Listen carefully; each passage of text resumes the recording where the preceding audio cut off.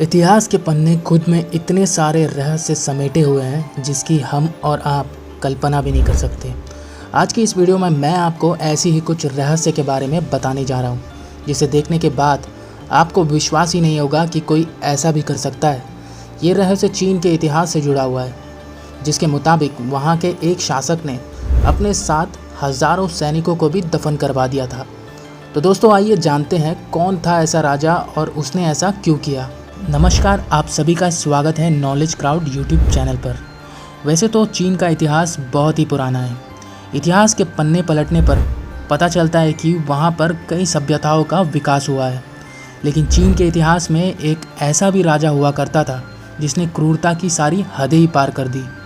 आज की ये वीडियो आपको उसी क्रूर राजा की कहानी से रूबरू करवाएगा। दोस्तों, साल 1974 में चीन के एक किसान को कुआं खोदते हुए एक कब्र दिखी।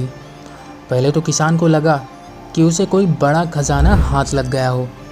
जब वो कुछ गहराई तक और गया तब उसे पता चला यहाँ एक दो नहीं बल्कि कई सारी कब्रें छिपी हुई हैं। इसके बाद उस किसान ने उसकी जानकारी वहाँ के स्थानीय पुरातत्व विभाग को दी। फिर पुरातत्व विभाग ने वहाँ के काफ़ी बड़े भाग में खुदाई की। खुदाई करते करते एक दो नहीं बल्कि 8000 सैनिकों की कब्रें मिली। लेकिन 8000 सैनिकों को एक साथ क्यों दफन किया गया था, इसका जवाब किसी के पास नहीं था। बाद में जब चीन के पुरातत्व विभाग ने राजा के बारे में शोध किया तो ये पता चला कि लगभग 250 ईसा पूर्व चीन के शांशी प्रांत में किंग शी नाम के एक राजा हुआ करते थे।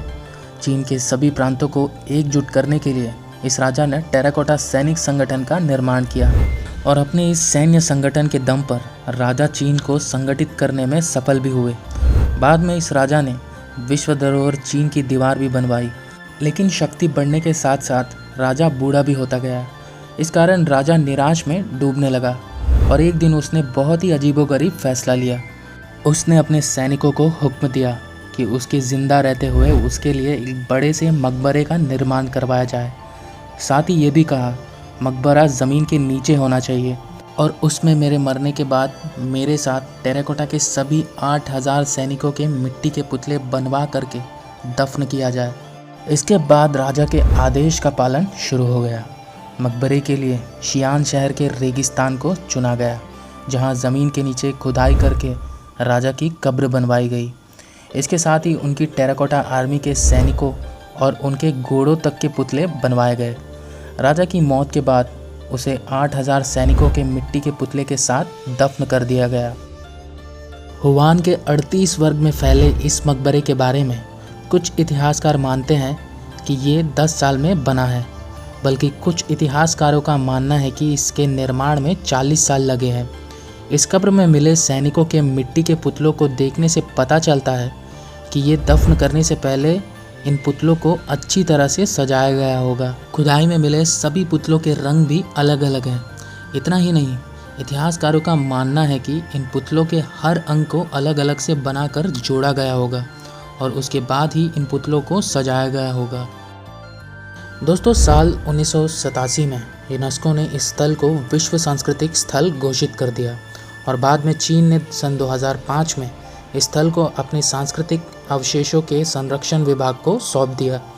अब इस मकबरे की देखरेख के लिए चीन में शी हुआन नाम से एक विभाग बना दिया गया है।